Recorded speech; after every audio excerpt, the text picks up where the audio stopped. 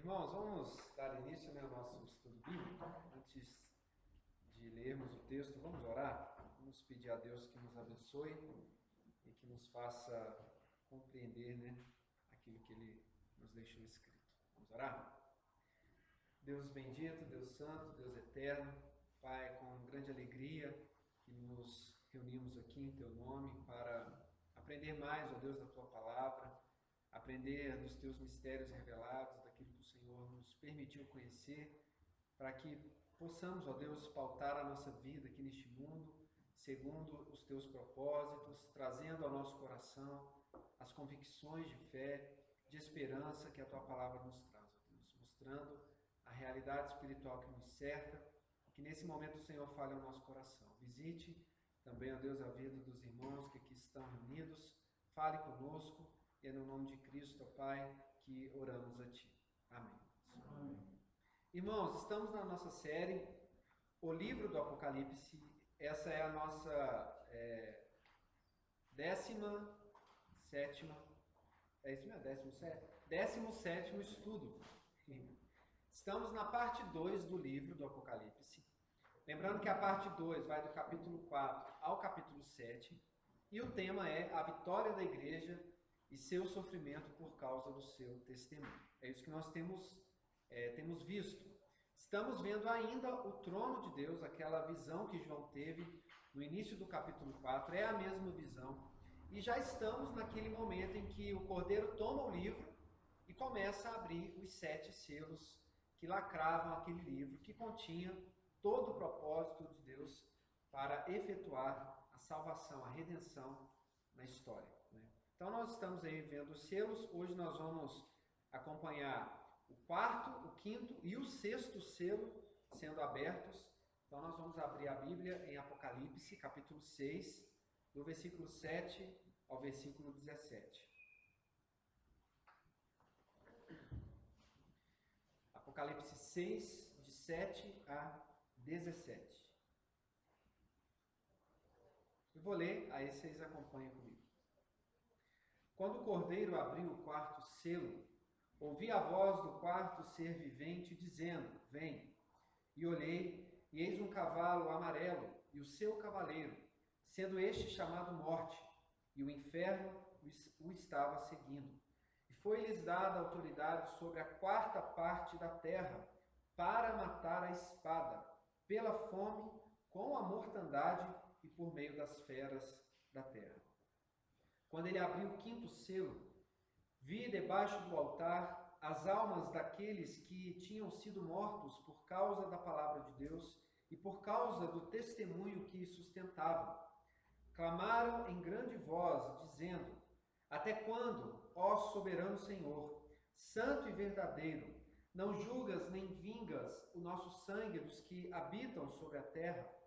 Então, a cada um deles foi dada uma vestidura branca, e lhes disseram que repousassem ainda por um tempo, até que também se completasse o número dos seus conservos e seus irmãos, que iam ser mortos, como igualmente eles foram. Quando o Cordeiro abriu o 6º selo, e sobreveio grande terremoto. O sol se tornou negro como saco de crina, a lua toda como sangue.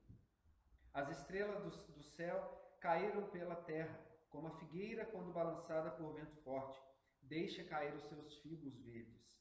E o céu recolheu-se como um pergaminho quando se enrola. Então todos os montes e ilhas foram movidos dos seus lugares. Os reis da terra, os grandes, os comandantes, os ricos, os poderosos, e todo escravo e todo livro se esconderam nas cavernas e nos penhascos dos montes, e disseram aos montes e aos rochedos: Caí sobre nós e escondei-nos da face daquele que se assenta no trono e da ira do Cordeiro, porque chegou o grande dia da ira deles. E quem é que pode suster-se?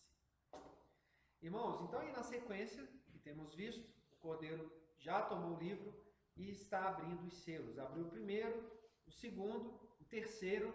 Na sequência agora nós vamos ver o 4º selo sendo aberto. Então nessa sequência o quarto ser vivente, daqueles seres viventes que estavam ao redor do trono, lá no início do capítulo 4, chama João para que João veja o que acontece quando o quarto selo é aberto. Vamos ler aí o versículo 7? Quando o cordeiro abriu o quarto selo, ouvi a voz do quarto ser vivente dizendo: vem. Isso aí. Então João agora é convidado pelo ser vivente a ver o que acontece ou o que aconteceria quando o quarto selo fosse aberto. Então vamos ver o que João vê. Versículo 8. E eis um cavalo amarelo e o seu cavaleiro, sendo este chamado Morte, e o inferno estava seguindo. E foi-lhes dada autoridade sobre a quarta parte da terra para matar a espada, pela fome, com a mortandade e por meio das pedras da terra. Esse aí não tem muita parte enigmática não, né? É bem claro o poder que esse cavaleiro exercerá na terra. Tanto é que ele recebe um nome. Qual que é o nome do cavaleiro amarelo? Morte. Então isso aí já mostra qual é a sua grande função. Esse cavaleiro amarelo, ele na verdade é a junção dos dois cavaleiros anteriores, o vermelho e o preto. Porém, esse cavaleiro amarelo, ele vai além. Ele tem uma ação mais poderosa. Ele consegue estender o seu poder de morte. E nós vamos ver isso. E tem uma outra coisa. Além dele se chamar morte, ou seja, ele tem um poder a mais para matar. Nós vamos ver como. Quais são esses instrumentos de morte. O texto diz também que o inferno o seguia. Né? A palavra inferno, geralmente quando a gente fala de inferno, o que vem à nossa mente? Quando a gente costuma falar de inferno? A crença popular. Hã? Associado ao lugar onde o diabo mora, não é? Como se fosse, né, a habitação do diabo, o reino do diabo, a casa do diabo. Primeiro que esse conceito não é bíblico, porque o tempo todo que a Bíblia fala do inferno, a Bíblia fala que será um lugar de tormento, de dor, de condenação também para o diabo. Então é uma crença popular, né? Isso faz parte do folclore, que o diabo é rei do inferno. Não, ele não está no inferno.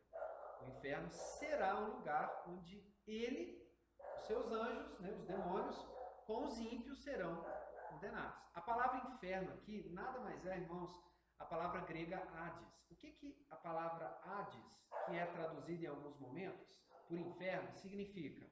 Significa o lugar dos mortos. Né? É o lugar onde os mortos vão. A ideia é o seguinte: o cavaleiro amarelo chega, mata, e quem recolhe? Quem é o coveiro? O inferno. A ideia é só essa: é que as vítimas do cavaleiro amarelo são levadas para a sepultura. Né? Hades também tem a conotação de sepultura. É o lugar do morto. Para onde o morto vai? Para a sepultura. Então essa é a ideia aqui de inferno. Não é essa ideia fantasiosa ou folclórica, né, que as pessoas têm sobre o inferno. Então a ideia é essa: o cavaleiro mata e o inferno recolhe. Ele vai lá e deposita os mortos na sepultura, né, no lugar dos mortos. Então, inferno tem essa conotação de lugar de mortos, lugar de sofrimento, de dor, de lamento e também de juízo. Né? O texto diz que esse cavaleiro, além dele chamar morte, ele age de 4 formas. Né? Então a gente vê que ele tem um poder muito grande de destruição. Porém, ele não é ilimitado no que ele faz. Ele não foi dado carta branca para esse cavaleiro agir. O que o texto diz? Que foi dada uma ordem a ele. Que ordem foi essa? Ele poderia fazer mal a todo mundo, a quem ele quisesse. Então, ele é limitado. O seu poder de ação, ou o mal que ele vai realizar, né, a destruição que ele causa, não é uma destruição descontrolada. Ele está controlado. Alguém deu a ele autoridade para atingir apenas a quarta parte da terra. Isso não é literal, tá, irmãos? Não pega a população do mundo hoje e fala assim, deixa eu dividir em 4. Deixa eu ver quantos tem que morrer ainda. Não é isso. A ideia vamos lembrar que o livro do Apocalipse não é para ser interpretado literalmente.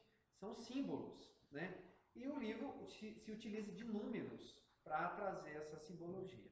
Isso nada mais representa de que uma parte da terra foi destinada a passar por vários sofrimentos que vai ocasionar a morte dessas pessoas. Né? E quem deu essa ordem?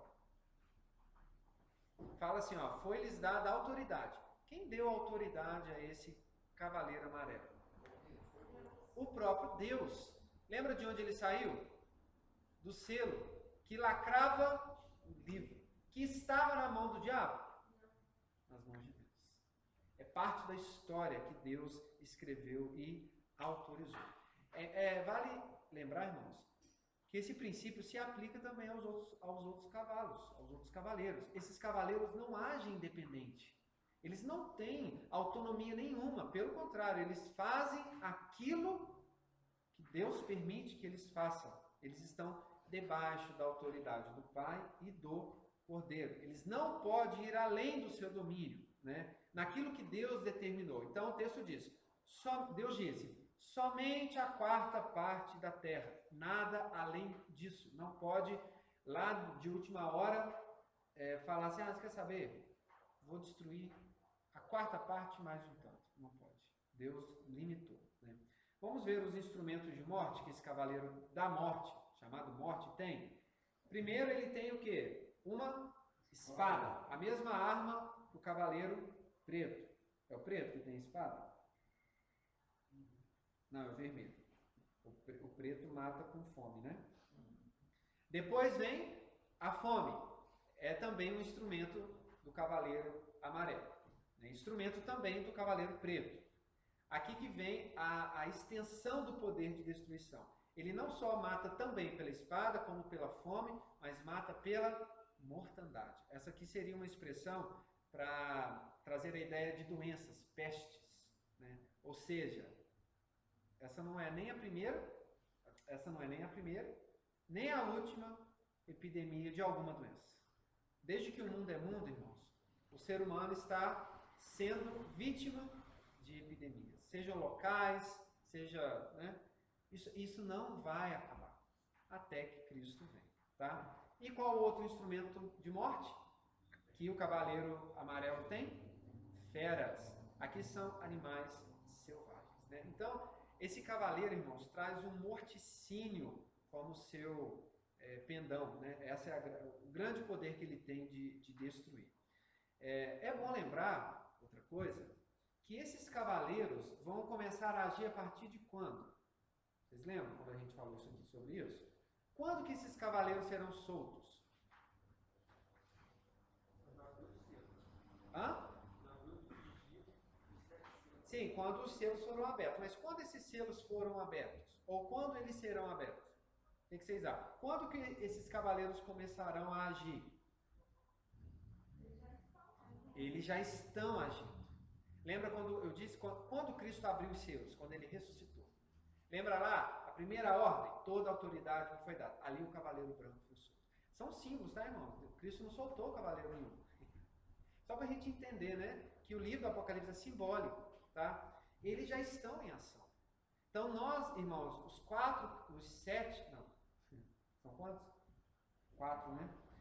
Os 4 cavaleiros do Apocalipse já estão soltos e já estão agindo no nosso meio, né? Então, desde a morte e ressurreição de Cristo e a ascensão de Jesus, os selos foram abertos e tudo isso está destinado à humanidade passar, até que Cristo venha, né? Então, tudo isso que esses cavaleiros fazem, eles estão fazendo no decorrer da história, desde o momento em que Jesus ressuscitou. E vale lembrar também que são ações autorizadas por Deus. E quem governa os 4 cavaleiros? Cristo, o Cordeiro, né? Então, irmãos, não tem como fugir disso. Tem como fugir disso? Porque Deus é que deu essa ordem a esses cavaleiros, né? Ao mesmo tempo que essas mortes são, por um lado, reações negativas ao Evangelho, porque Quanto mais cristão formos, mais perseguidos seremos, correto? Porque quem ama a Cristo, odeia o mundo. E quem odeia o mundo, não ama a Cristo. E são lados opostos. Quem ama a Cristo não pode amar o mundo e por causa disso o mundo vai nos odiar. Então, essas coisas que os cavaleiros fazem são consequências também de perseguições à igreja, como o contexto lá do primeiro século, né? Mas, por um outro lado, diz respeito também à igreja. Deus usa tudo isso também, irmãos, para nos testar, para peneirar a igreja, para que a igreja, de certa forma, seja purificada. Porque só os fiéis permanecerão fiéis. Só os fiéis passam pelas pestes, pela fome, fiéis.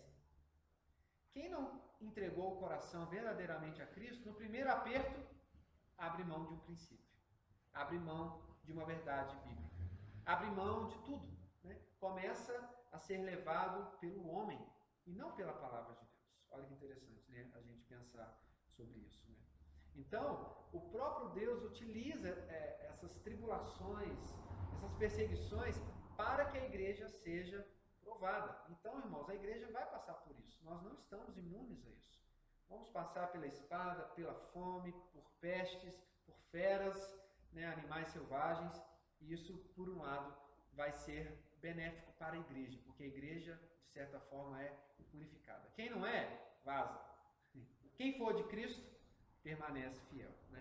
No primeiro século, isso fazia ainda mais sentido. Vamos lembrar que João está escrevendo para as 7 igrejas que vivem num contexto de intensa perseguição.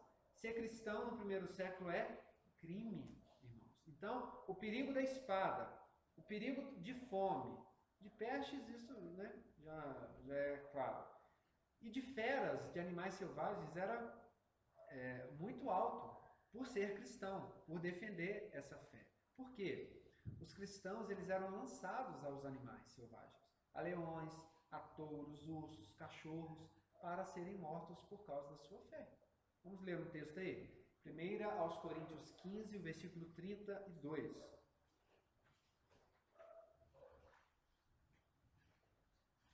1 aos Coríntios 15, versículo 32.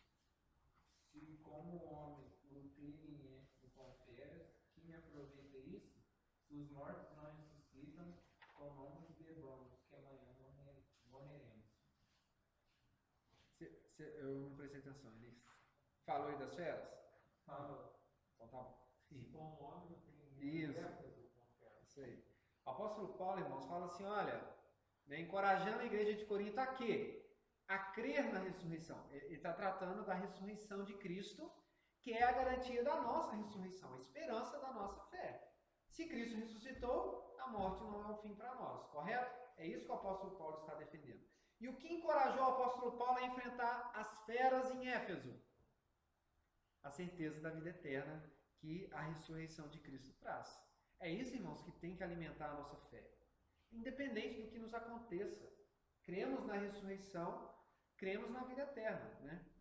E vale lembrar de novo que os cavaleiros são ações do Cordeiro. O próprio Cristo é que liberou tudo isso. Cristo liberou os cavaleiros sobre a terra, né? O primeiro foi quem? O Evangelho que salva, correto? Mas em seguida, o que Cristo liberou também sobre a terra? Morte, fome, pestes e perseguições, né? Mas isso é tudo parte do propósito de Deus. Tudo isso faz parte do propósito de Deus. É plano de Deus e do Cordeiro. Para quê? Para que a igreja vença todas as coisas, né? Com um propósito. É para que a igreja passe por todas essas coisas, entendendo o propósito que Deus tem. Por quê? Fome, pestes e perseguições, todo mundo sofre em certo grau, correto? Né? Se não fosse o cristão, era um outro que talvez que não se curvou a César, por causa da sua religião, do seu Deus, né? Não sabemos, ou foi perseguido de outra forma. Mas o mundo passa por tudo isso aqui. Né? Não é só o cristão que, por ser cristão, vai passar. Não, todo mundo. Porém, nós passamos com um propósito. É isso que, irmãos, que faz sentido na nossa vida. Porque nós entendemos que as doenças, né, que as lutas, as perseguições, as dificuldades estão no controle de Deus. Imagina as pessoas que passam por tudo isso sem saber disso. sem crer que isso tem um propósito glorioso de nos aperfeiçoar, é ou não é? Né? Quanto mais aperto a gente passa, melhor a gente se torna. Porque a gente vai deixando, sabe, as picuinhas de lado, as pequenas coisas. Né? É assim, é igual ao casamento, né? Quanto mais tempo, pelo menos deveria, né? Quanto mais tempo de casados, né, as coisas tendem a se aperfeiçoar. Por quê? Porque, né, as pessoas vão sendo moldadas e vai conseguindo aí conciliar as coisas, né? Então, irmãos, esse é o cenário que está proposto para a igreja e nós vamos ter que enfrentar isso, mas sabendo que tudo isso está nas mãos de Deus e do Cordeiro. Vem aí o quinto selo. Alguma dúvida? Vamos lá, o versículo 9. Quando Davi abriu o quinto selo, vi debaixo do altar as almas daqueles que tinham sido mortos por causa da palavra de Deus e por causa do testemunho que sustentavam. Isso aí. Agora João não vê mais nada catastrófico, nada terrível acontecendo na terra. Perceba que ele agora vai nos levar para um outro lugar. O quinto selo abre e nada na terra agora acontece. O selo não está relacionado mais com eventos na terra. Quando o quinto selo é aberto, a primeira coisa que João vê são, debaixo de um altar, são almas, né? Que estavam debaixo aí do altar de Deus. Ele vê. A alma não é invisível? Aqui ele viu. De certa forma, a alma, né, deu aí para ele identificar que eram almas, né? Essa visão, irmãos, do quinto selo, na verdade é uma visão que ele tem do céu. Onde o altar de Deus está? Onde Deus está assentado? No céu. Então agora ele não olha, o quinto selo não leva mais para a terra. Ele não vê coisas acontecendo na terra. Agora o quinto selo o leva para o céu. Ele tem de novo uma visão celeste, né? É como se essas almas estivessem nos degraus do altar de Deus, olhando para Deus, Deus Pai, né? E olha só que interessante. O que o livro do Apocalipse nos mostra? A alma é resultado de quê? Quando a gente fala de uma alma, o texto está falando de alma. Essas almas estão no céu. Hã? Vítimas de quem?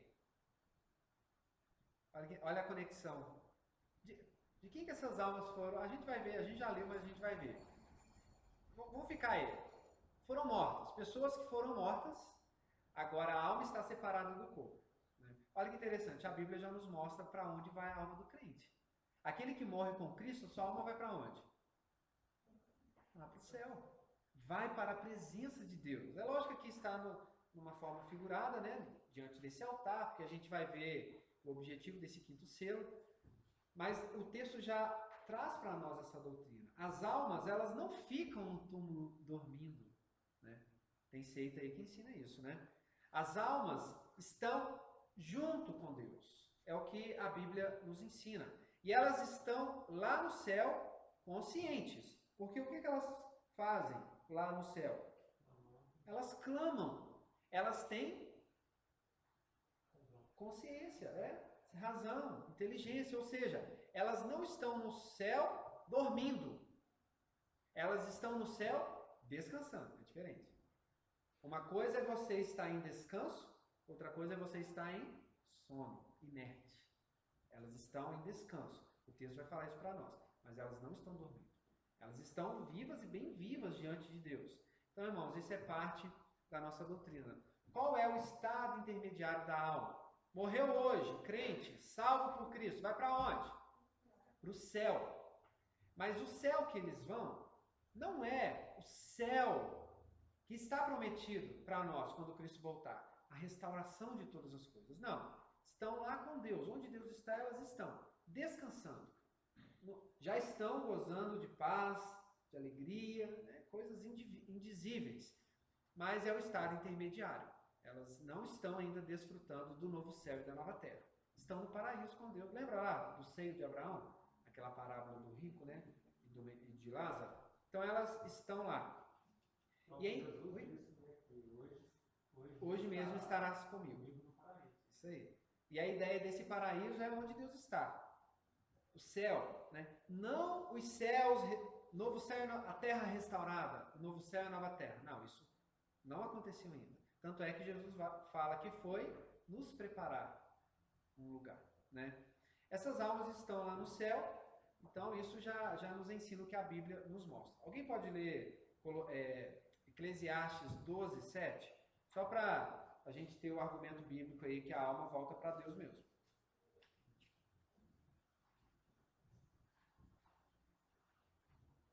Eclesiastes 12, 7. Que o pó volte à terra, como era, e o espírito volte a Deus, que o deu.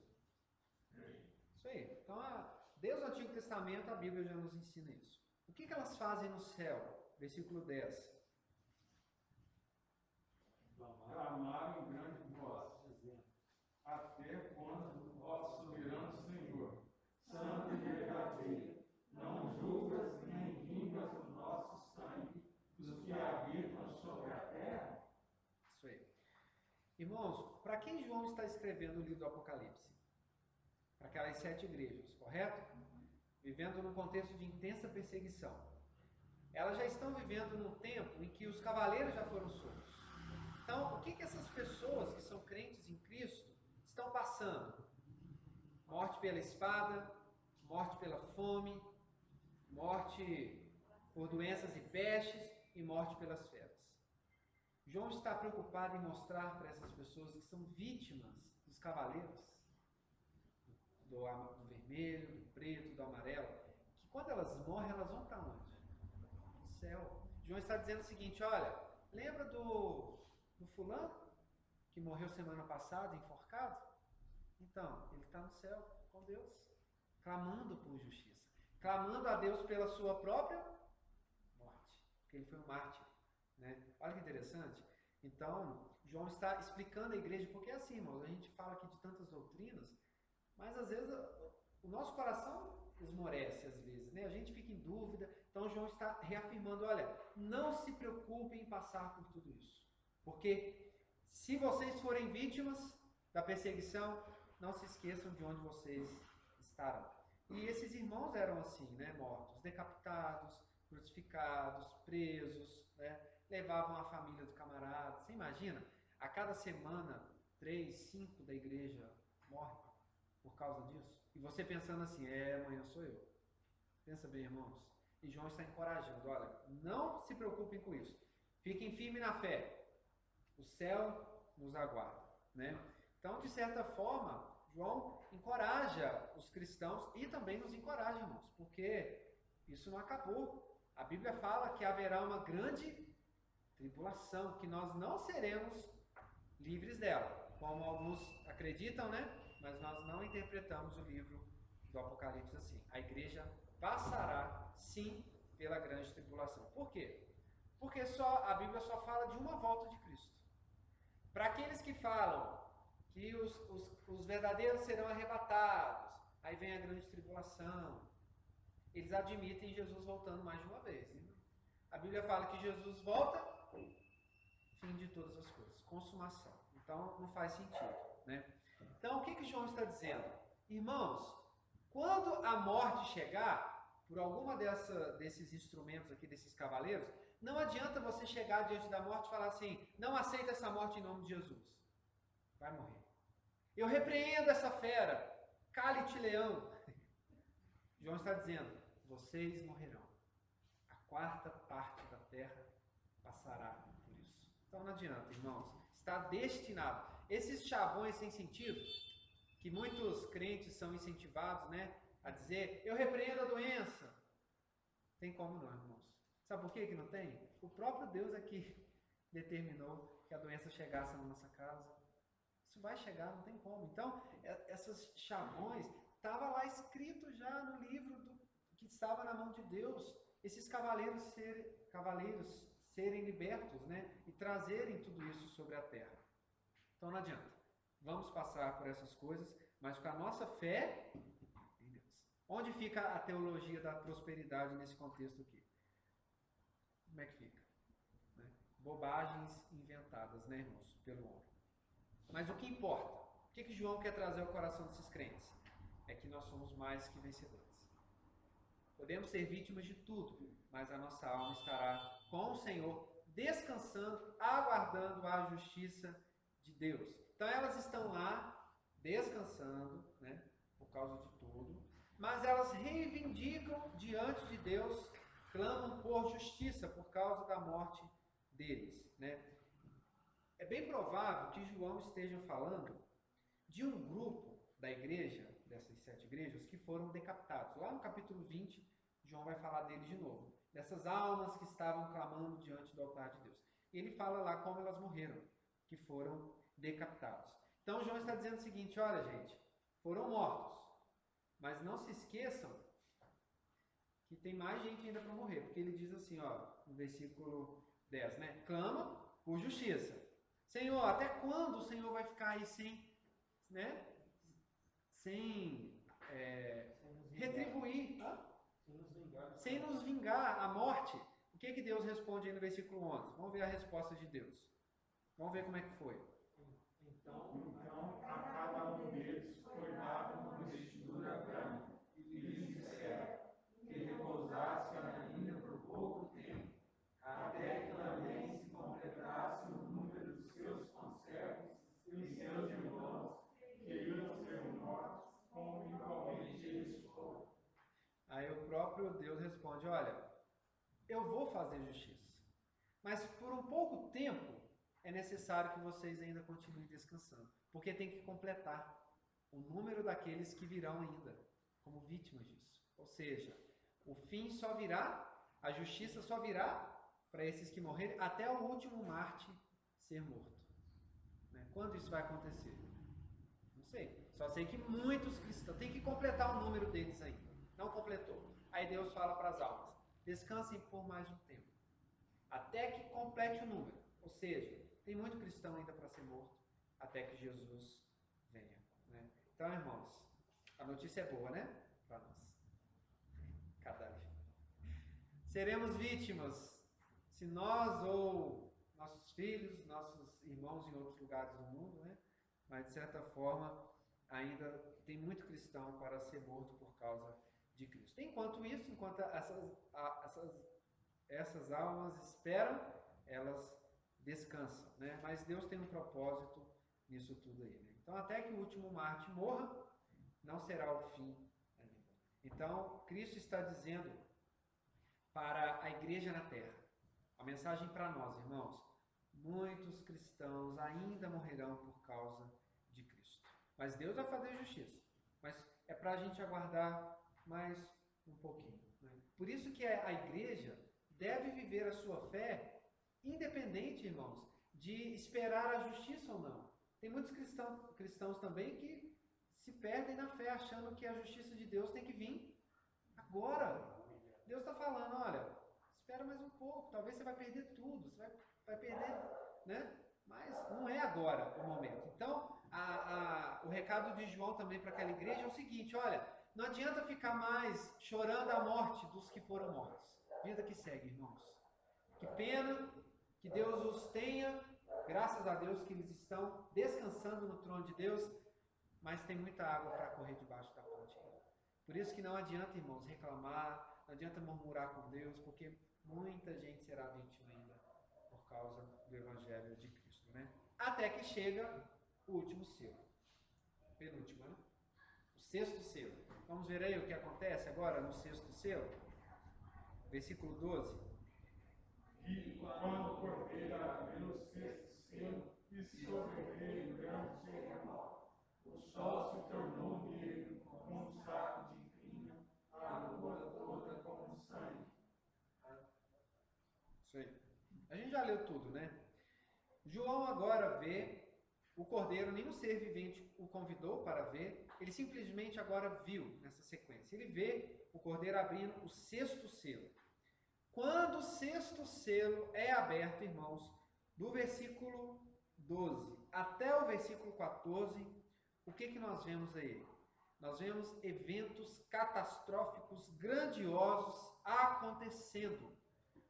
Sempre quando a Bíblia fala de eventos catastróficos, terremoto, coisas acontecendo, geralmente isso aponta para quê? O que isso geralmente nos mostra quando A Bíblia fala desses eventos, igual descreve aqui.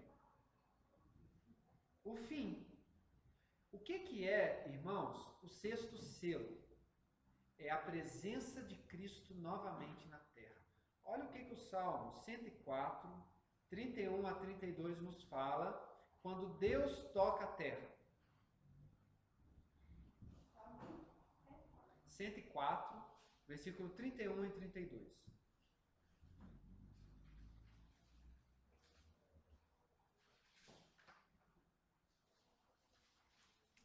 A glória do Senhor seja para sempre. Exulte o Senhor por suas obras.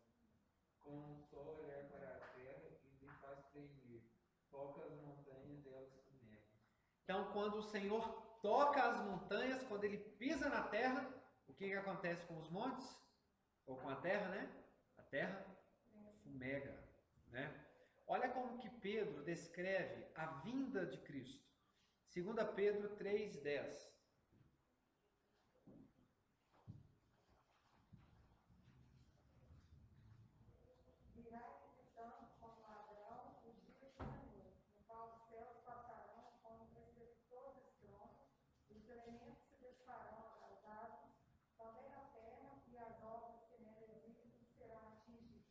Irmãos, sempre quando Deus se manifesta, seja na figura do Pai, seja na figura do Filho, sempre quando eles aparecem, nunca é um evento simples. É sempre algo grandioso, catastrófico, porque a presença desse Deus poderoso causa tudo isso.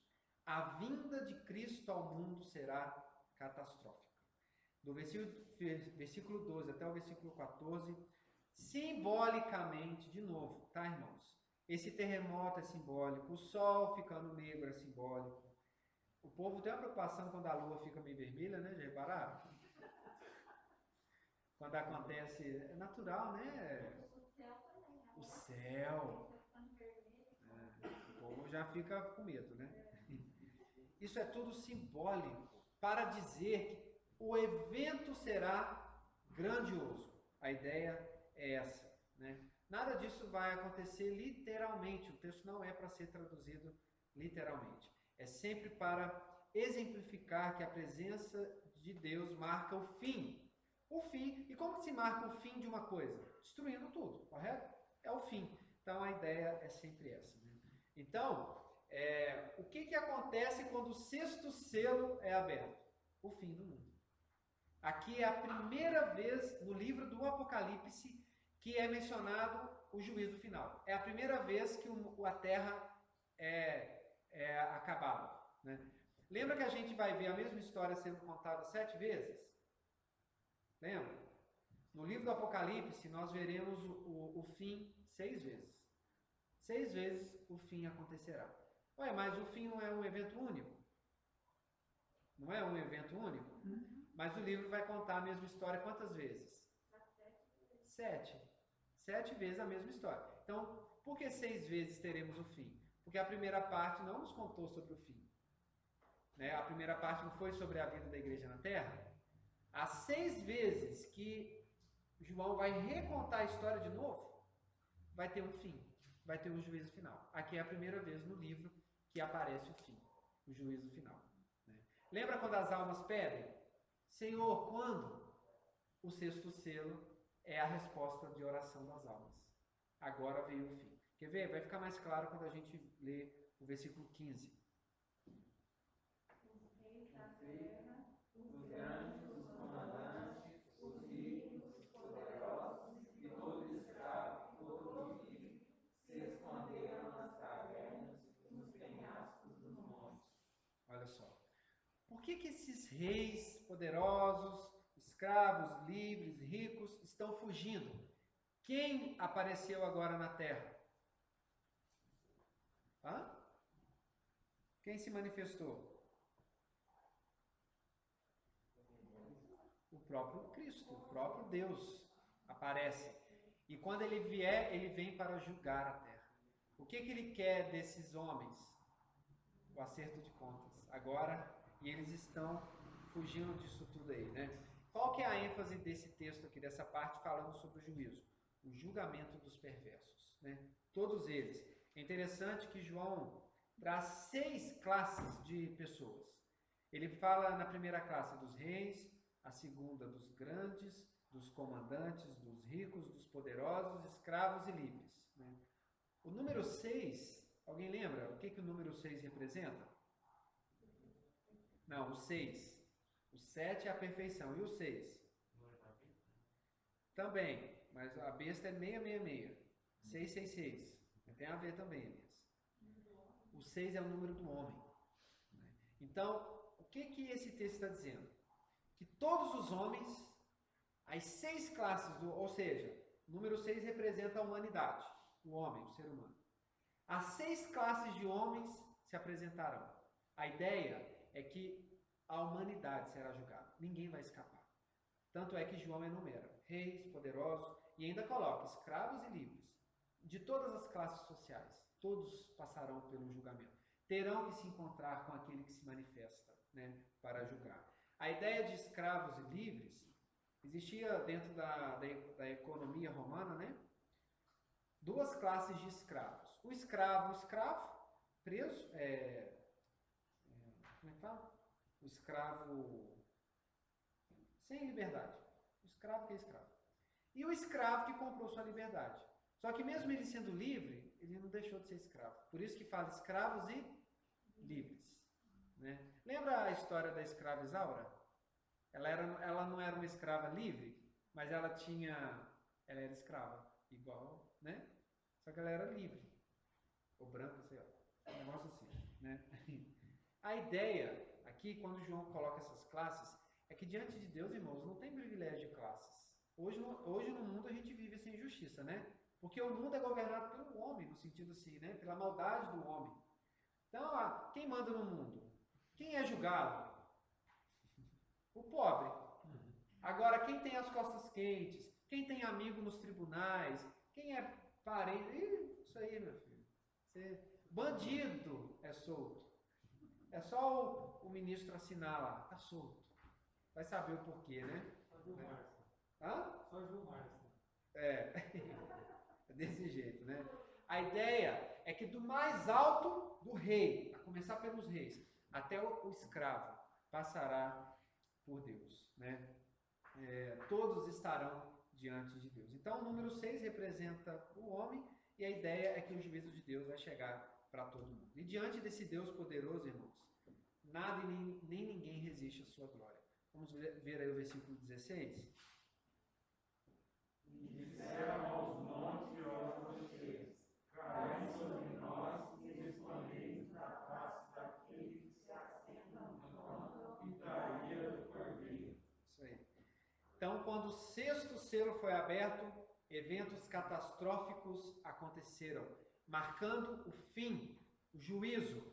Porque quem se manifestou, quem apareceu? Aquele que se assenta no trono e o Cordeiro. Eles apareceram para julgar a terra. Olha que interessante, irmãos. Hoje o ser humano tem medo da morte, não tem?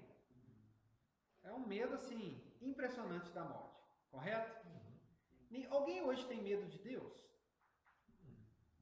Falando assim, num geralzão. Nós temos, né? Nós temos o temor a Deus. O ímpio não. De quem agora que eles têm medo aqui? E de quem eles não têm medo no texto? De quem que eles não têm medo? Da morte. Eles querem morrer. Cai sobre nós. Montes e o quê? E rochedos. Nós queremos a morte. Porque quem nós vimos? Aquele que se assenta no trono e ao Cordeiro. Olha que interessante. Naquele dia, o temor hoje que não existe, vai existir. Porque quando Deus se manifestar, irmãos, no juízo final, não tem poderoso que se coloque de pé. Pelo contrário, né? Tanto é que o versículo 17 vai justamente mostrar isso. Né? Alguém pode ler para nós? Porque chegou o grande dia da ira de Deus. E quem é que pode suster-se? Isso aí. Ou seja, procurarão a morte e não vão encontrar, só o juízo. E o juízo, irmãos, é pior que a morte. Porque você morre em vida. Você sofre em vida. Né? Então a ideia é quem pode resistir. Ninguém vai ficar de pé. Ninguém pode se suster-se. Esse sexto selo é o clamor das almas do quinto selo. A gente não está orando hoje, irmãos? Senhor, apresse, né? Te apresse em vir, né? Nós devemos orar, irmãos, para que Cristo volte, não é o que Paulo ensina? Maranata, né? Ora vem, Senhor Jesus. E o quinto, a oração dessas almas, os pedidos, foi atendido. O juízo veio. A justiça de Deus se fez no sexto selo, né? O que esses 6 selos agora, já que chegamos no sexto, estão nos contando, irmãos, a história de Deus e do Cordeiro. O que Deus, na pessoa do Filho, tem preparado para nós, enquanto nós vivemos aqui nessa terra? O que já está programado no céu? Não é isso que a gente já está vivendo a nossa fé na terra, primeira parte do livro. Mas o que está ordenado lá no céu para que a gente viva aqui? Tudo isso. Então, por mais que a gente enfrente tudo isso que já está ordenado, seremos vitoriosos. E o juízo virá. Por isso que nós temos que viver a primeira parte do livro, com fidelidade a Deus, não nos preocupando com as lutas, sendo fiel o tempo todo, voltando ao primeiro amor, né? Nos arrependendo todos os dias, porque o plano está concretizado. Quando João vê na segunda parte o que acontece no céu, olha aqui tudo pronto. Os irmãos conseguem visualizar essas partes do Apocalipse agora sendo encaixadas? João, na segunda parte do livro, está contando para as igrejas o início, o meio e o fim. Por isso que a gente precisa fortalecer a nossa fé cada vez mais. Então, aqui, com esse sexto selo, vem o juízo final, encerra-se a história. A história vai encerrar quando a consumação chegar, correto? Então, nós estamos vendo que o que vamos passar aqui na terra tem reflexo daquilo que já foi ordenado no céu. Deus tem o controle de todas as coisas, tudo Deus tem propósito e não há o que temer. Essa é a mensagem que João quer nos dar com a abertura dos selos, né? É isso que Deus quis trazer ao coração daqueles irmãos nossos e dos nossos também, porque tem muita coisa ainda, né, irmãos, para se desenrolar. Certinho? Vamos orar para a gente encerrar? Deus, nós queremos te agradecer, ó Pai, porque a tua palavra novamente traz ao nosso coração certezas, esperanças, porque tudo neste mundo que iremos passar, o Senhor já escreveu, Pai, no teu livro, é parte do teu decreto, dos teus propósitos, para a nossa glória, Deus, porque o Senhor nos promete para os que tiverem Cristo como seu Salvador, as delícias que o Senhor nos preparou no céu, descanso, alegria, paz, e é nessa certeza, Deus, que sim, enfrentaremos o que tiver de enfrentarmos aqui nesta terra. Nos ajude, ó Pai, a enxergar o mundo dessa forma, a viver a nossa fé da maneira correta, e é no nome de Cristo, ó Pai, que nós oramos ao Senhor. Amém.